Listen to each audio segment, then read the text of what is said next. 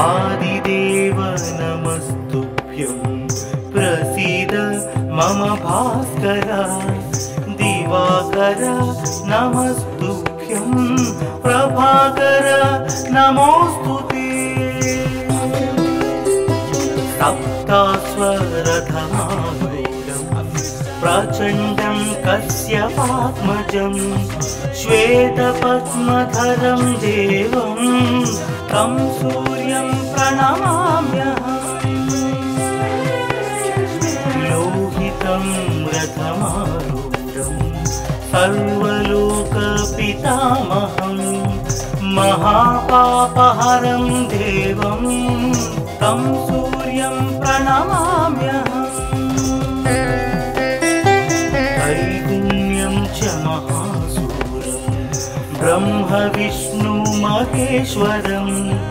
महापापहरं देवं तं सूर्यं प्रणमाम्यहम्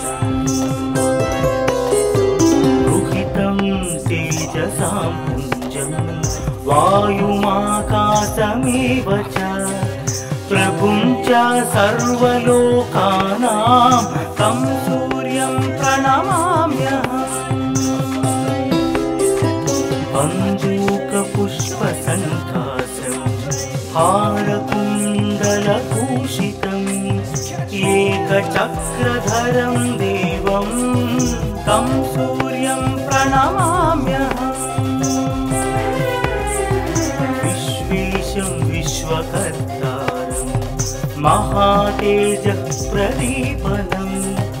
महापापहरं देवं तं सूर्यं प्रणमाम्यहम् तं सूर्यं जगतां नाथं ज्ञानविज्ञानमोक्षदं महापापहरं देवं तं सूर्यं प्रणमाम्यहम् सूर्याष्टकं पठे नित्यं ग्रहपीडा प्रणाशनम् अपुत्रो लभते पुत्रं दरिद्रो धनवान् भवेत् अमिषं मधुपानं च यः करोति रवेर्भिः सप्तजन्म भवेत् रोगी जन्म कर्म दरिद्रता त्रितैलमधुमांसानि हस्त्यजिस्तूरवेर्धिनि न व्याधिशोकदारिद्र्यं सूर्यलोकं स गच्छति आदिदेव नमस्तुभ्यं प्रसीद मम भास्कर दिवाकर नमस्तुभ्यं प्रभाकर नमोस्तुते सप्तास्वरधमारूढं प्रचण्डं कश्यपात्मजं श्वेतपद्मधरं देवं तं सूर्यं प्रणमाम्यहम् लोहितं रथमारूढं सर्वलोकपितामहं महापापहरं देवं तं सूर्यं प्रणमाम्यहम् त्रैगुण्यं च महासूरं ब्रह्म विष्णु महेश्वरं महापापहरं देवं तं सूर्यं प्रणमाम्यहम् रुहितं तेजसां पुञ्जं वायुमाकाशमेव च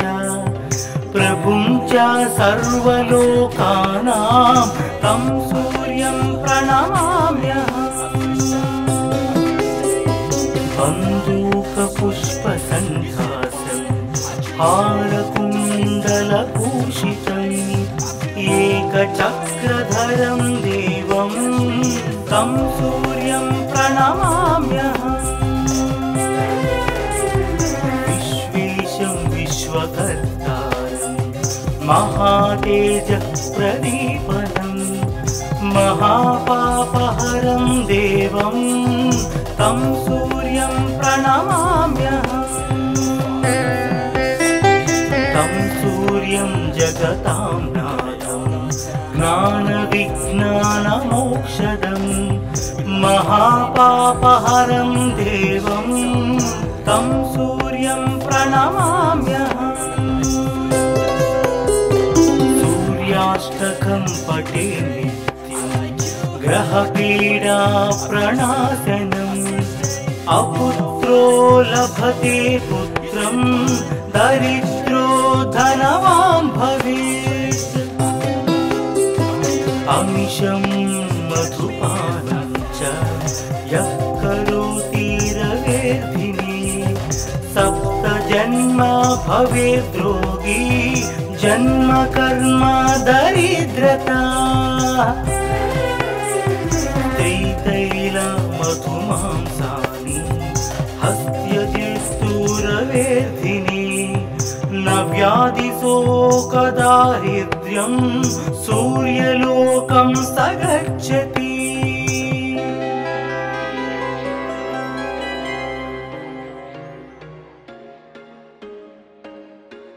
There was once a day that I would pray for you. I'd go and misbehave just so you know. आदिदेव नमस्तुभ्यं प्रसीद मम भास्कर दिवाकर नमस्तुभ्यं प्रभाकर नमोस्तुते सप्तास्वरथमारूढं प्रचण्डं कश्यपात्मजं श्वेतपद्मधरं देवं तं सूर्यं प्रणमाम्यहम् लोहितं रथमारूढं सर्वलोकपितामहं महापापहरं देवं तं सूर्यं प्रणमाम्यहम् त्रैगुण्यं च महासूर्यं ब्रह्म विष्णु महेश्वरं महापापहरं देवं तं सूर्यं प्रणमाम्यहम् रुहितं तेजसां पुञ्जं वायुमाकाशमेव च प्रभुं च सर्वलोकानां तं सूर्यं प्रणमाम्यहम् बन्दूकपुष्पसङ्कासं हारकुण्डलभूषितम् एकचक्रधरं देवं तं सूर्यं प्रणमाम्यहम् विश्वेशं विश्वकर्तारं महातेजः प्रदीपनं महापापहरं देवं तं सूर्यं प्रणमाम्यहम् तं सूर्यं जगतां नाथं ज्ञानविज्ञानमोक्षदं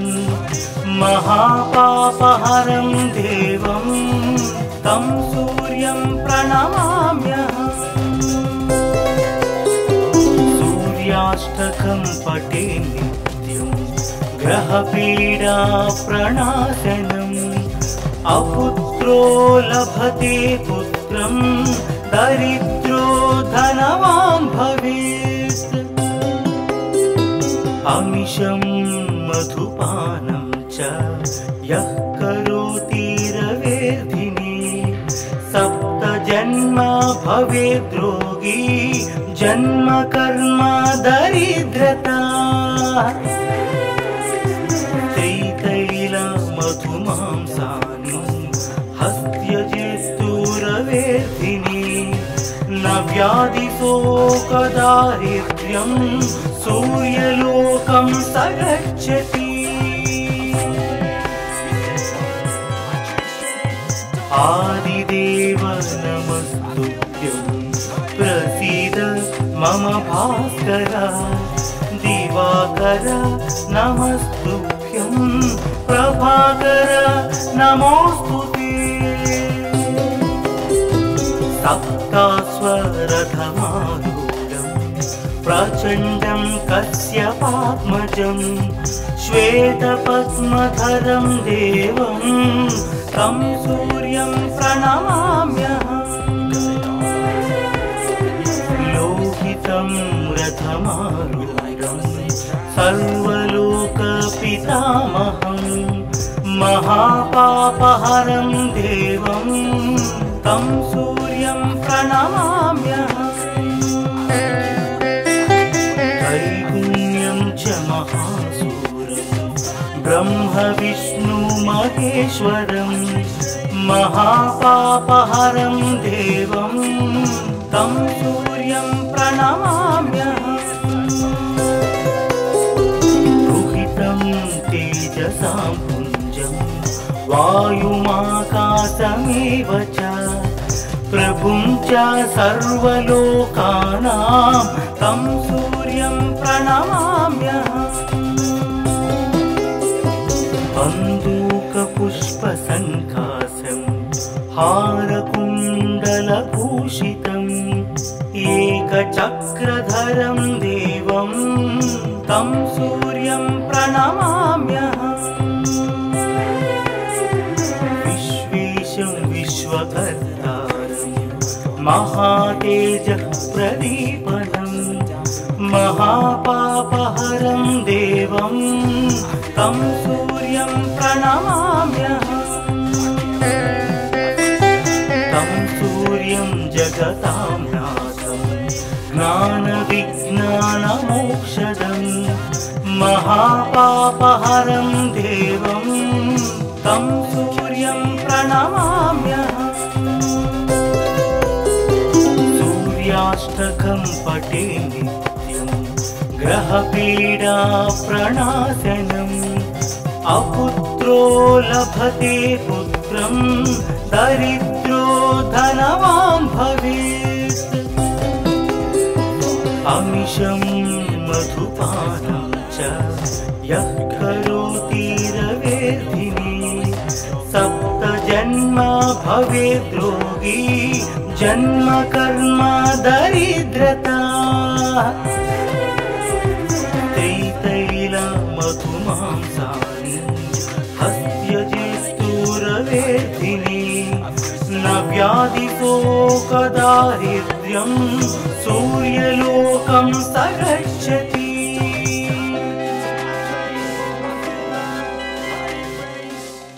So catch me if I fall.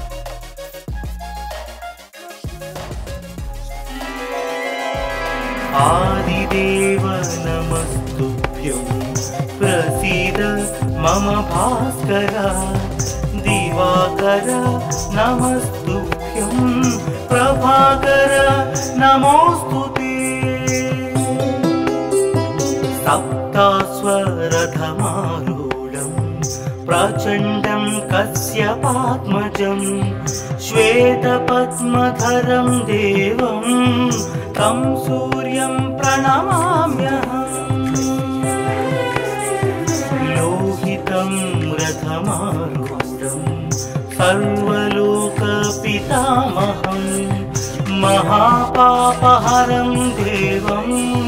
तं सूर्यं प्रणमाम्यहम् त्रैगुण्यं च महासूरं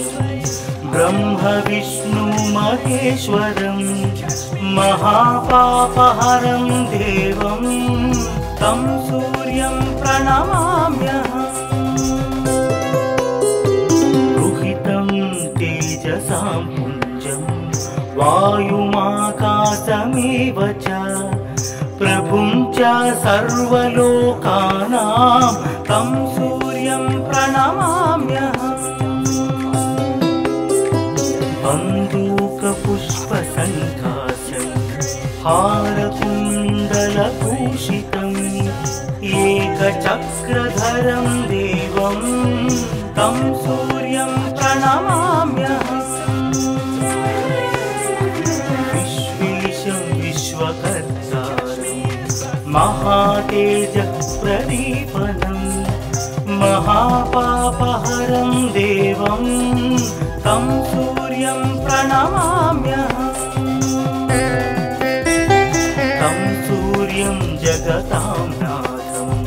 ज्ञानविज्ञानमोक्षदं महापापहरं देवं तं सूर्यं प्रणमाम्यहम् सूर्याष्टकं पठे नित्यं ग्रहपीडा प्रणाशनम् अपुत्रो लभते पुत्रं दरिद्रो धनवान् भवेत् अमिषं मधुपानं च यः करोति रवेर्धिने सप्त जन्म भवेत् रोगी जन्म कर्म दरिद्रता त्रितैलमधुमांसानि हस्त्यजेस्तुरवेर्धिने न व्याधिशोकदारिद्र्यं सूर्यलोकं स गच्छति आदिदेव नमस्तुभ्यं प्रसीद मम भास्कर दिवाकर नमस्तुभ्यं प्रभाकर नमोस्तुते सप्तास्वरथमारूढं प्रचण्डं कश्यपात्मजं श्वेतपद्मधरं देवं तं सूर्यं प्रणमाम्यहम् लोहितं रथमारूढं सर्वलोकपितामहं महापापहरं देवं तं सूर्यं प्रणमाम्यहम् त्रैगुण्यं च महासूरं ब्रह्म विष्णु महेश्वरं महापापहरं देवं तं सूर्यं प्रणमाम्यहम् रुहितं तेजसां पुञ्जं वायुमाकाशमेव च प्रभुं च सर्वलोकानां तं सूर्यं प्रणमाम्यहम् बन्दूकपुष्पसङ्काशं हारकुण्डलभूषितम् एकचक्रधरं देवं तं सूर्यं प्रणमाम्यहम् विश्वेशं विश्वकर्तारं महातेजप्रदीपनं महापापहरं देवं तं सूर्यं प्रणमाम्यहम् तं सूर्यं जगतां नाथं ज्ञानविज्ञानमोक्षदं महापापहरं देवं तं सूर्यं प्रणमाम्यहम्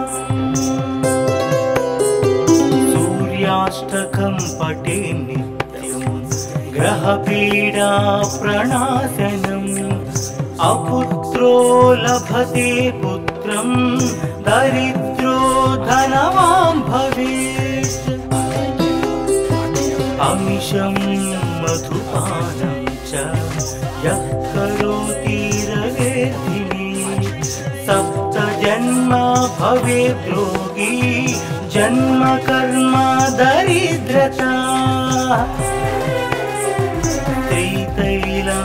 त्रितैलमधुमांसानि हस्त्यजेस्तुरवेर्धिने न व्याधिशोकदारिद्र्यं सूर्यलोकं स गच्छति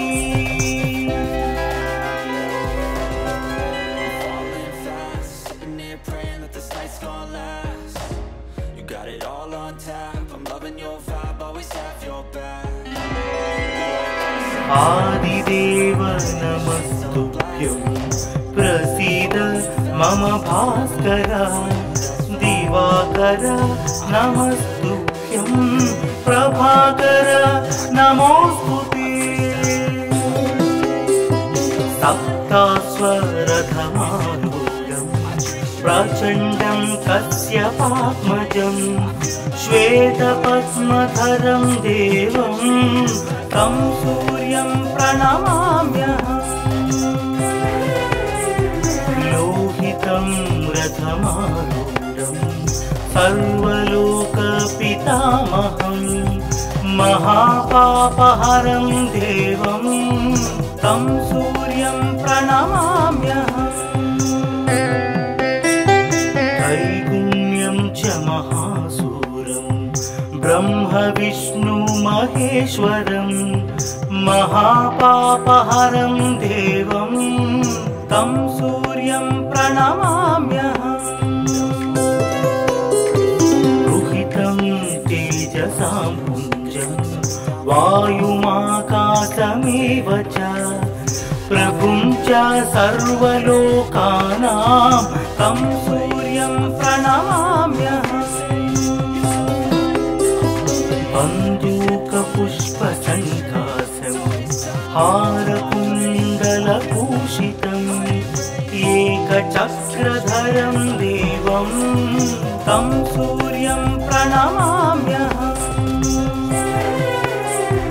विश्वेशं विश्वकर्तारं महातेजः प्रदीपनं महापापहरं देवं तं सूर्यं प्रणमाम्यहम्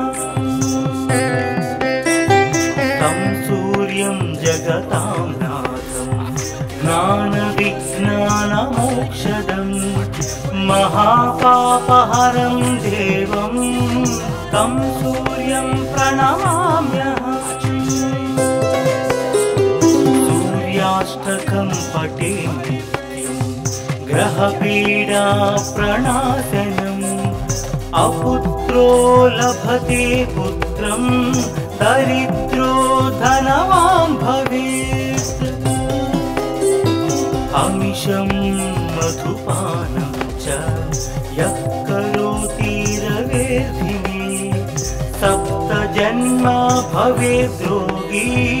जन्म कर्म दरिद्रता त्रितैलमधुमांसानि हस्त्यजेस्तुरवेर्धिने न व्याधिशोकदारिद्र्यं सूर्यलोकं स गच्छति आदिदेव नमस्तुभ्यं प्रसीद मम भास्कर दिवाकर नमस्तुभ्यं प्रभाकर नमोऽस्तुते सप्तास्वरथमारूढं प्रचण्डं कश्यपात्मजं श्वेतपद्मधरं देवं तं सूर्यं प्रणमाम्यहम् लोहितं रथमारूढं सर्वलोकपितामहं महापापहरं देवं तं सूर्यं प्रणमाम्यहम् त्रैगुण्यं च महासूरं ब्रह्मविष्णुमहेश्वरं महापापहरं देवं तं सूर्यं प्रणमाम्यहम् रुहितं तेजसां पुञ्जं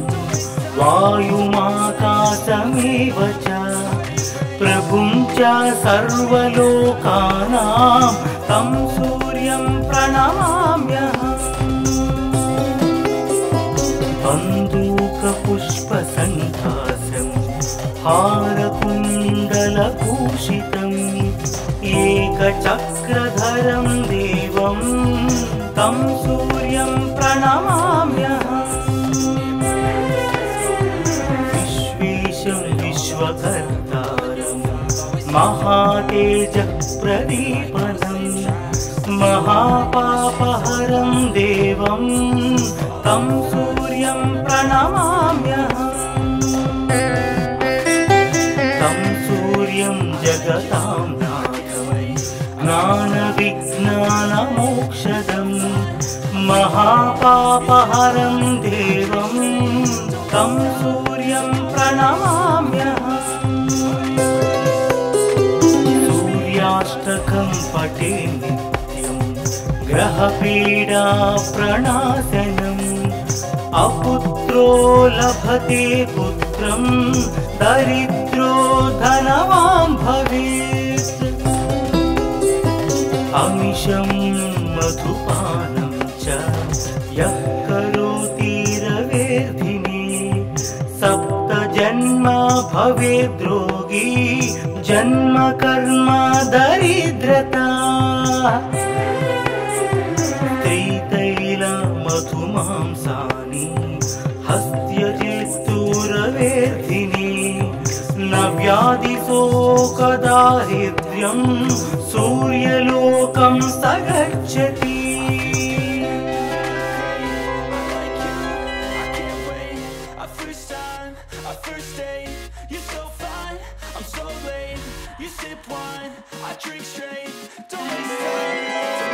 आदिदेव नमस्तुभ्यं प्रसीद मम भास्कर दिवाकर नमस्तुभ्यं प्रभाकर नमोस्तुते। सप्तास्वरथमारूढं प्रचण्डं कश्यपात्मजं श्वेतपद्मधरं देवं तं सूर्यं प्रणमाम्यहम्। लोहितं रथमारूढं सर्वलोकपितामहं महापापहरं देवं तं सूर्यं प्रणमाम्यहम्।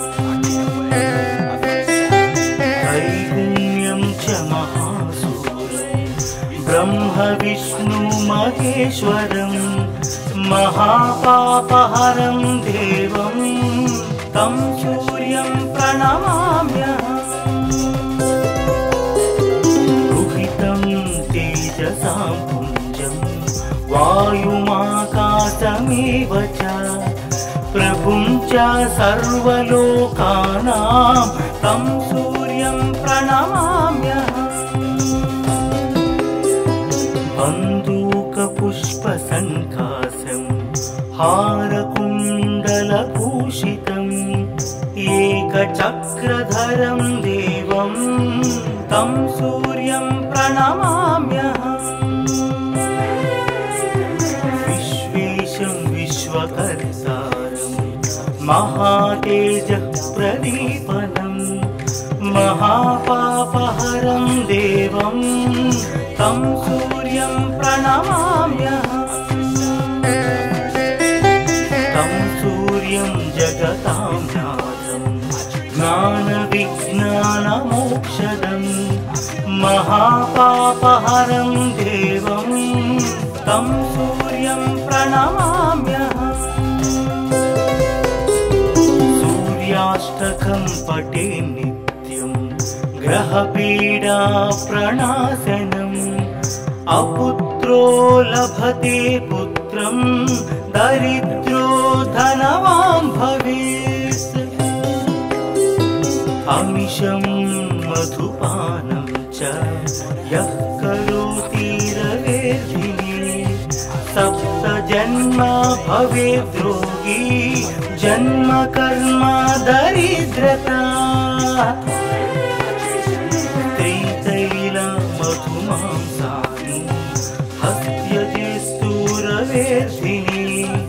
न व्याधिशोकदारिद्र्यं सूर्यलोकं स गच्छति। आदिदेव नमस्तुभ्यं प्रसीद मम भास्कर दिवाकर नमस्तुभ्यं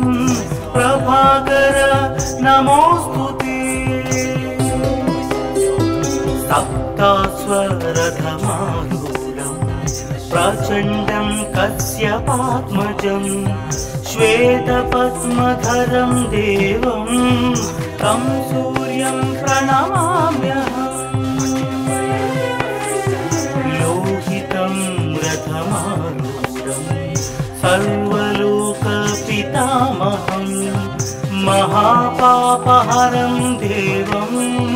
तं सूर्यं प्रणमाम्यहम् त्रैगुण्यं च महासूरं ब्रह्म विष्णु महेश्वरं महापापहरं देवं तं सूर्यं प्रणमाम्यहम्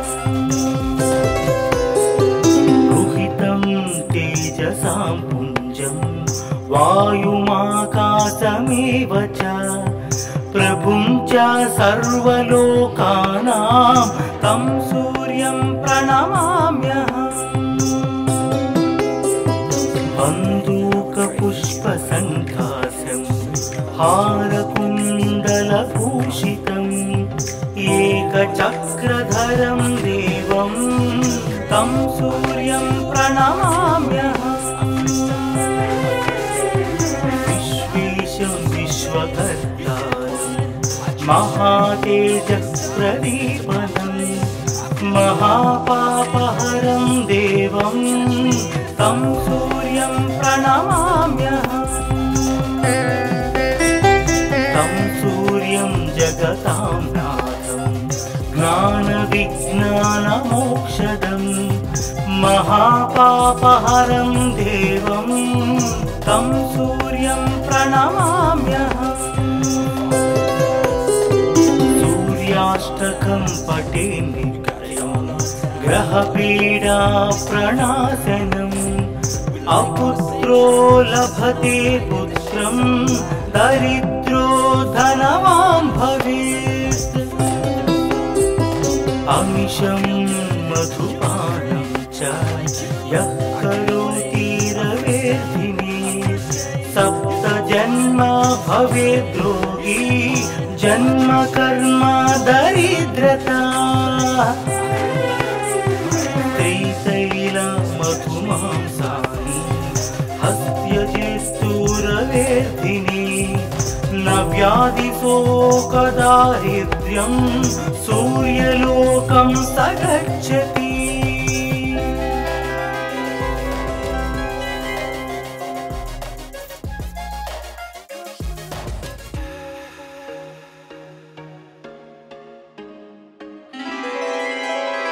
आदिदेव नमस्तुभ्यं प्रसीद मम भास्कर दिवाकर नमस्तुभ्यं प्रभाकर नमोस्तुते सप्तास्वरथमारूढं प्रचण्डं कश्यपात्मजं श्वेतपद्मधरं देवं तं सूर्यं प्रणमाम्यहम् लोहितं रथमारूढं सर्वलोकपितामहं महापापहरं देवं तं सूर्यं प्रणमाम्यहम् त्रैगुण्यं च महासूरं ब्रह्म विष्णु महेश्वरं महापापहरं देवं तं सूर्यं प्रणमाम्यहम् रुहितं तेजसां पुञ्जं वायुमाकाशमेव च प्रभुं च सर्वलोकानां तं सूर्यं प्रणमाम्यहम् बन्दूकपुष्पसङ्काशं हारकुण्डलभूषितम् एकचक्रधरं देवं तं सूर्यं प्रणमाम्यहम् विश्वेशं विश्वकर्तारं महातेजःप्रदीपनं महापापहरं देवं तं सूर्यं प्रणमाम्यहम् तं सूर्यं जगतां विज्ञानमोक्षदं महापापहरं देवं तं सूर्यं प्रणमाम्यहम्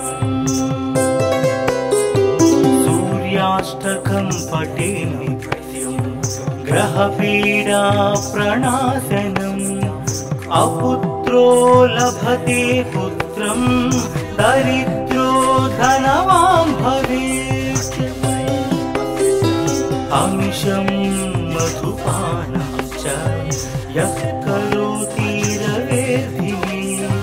सप्त जन्म भवेत् रोगी जन्म कर्म दरिद्रता मधुमांसानि हस्त्यजेस्तुरवेर्धिने न व्याधिशोकदारिद्र्यं सूर्यलोकं स गच्छति आदिदेव नमस्तुभ्यं प्रसीद मम भास्कर दिवाकर नमस्तुभ्यं प्रभाकर नमोस्तुते सप्तास्वरथमारूढं प्रचण्डं कश्यपात्मजं श्वेतपद्मधरं देवं तं सूर्यं प्रणमाम्यहम् लोहितं रथमारूढं सर्वलोकपितामहं महापापहरं देवं तं सूर्यं प्रणमाम्यहम् त्रैगुण्यं च महासूर्यं ब्रह्म विष्णु महेश्वरं महापापहरं देवं तं सूर्यं प्रणमाम्यहम् तेजसां पुञ्जं वायुमाकाशमेव च प्रभुं च सर्वलोकानां तं सूर्यं प्रणमाम्यहम् बन्दूकपुष्पसङ्कासं हारकुण्डलभूषितम् एकचक्रधरं देवं तं सूर्यं प्रणमाम्यहम् विश्वेशं विश्वकर्तारं महातेजः प्रदीपनं महापापहरं देवं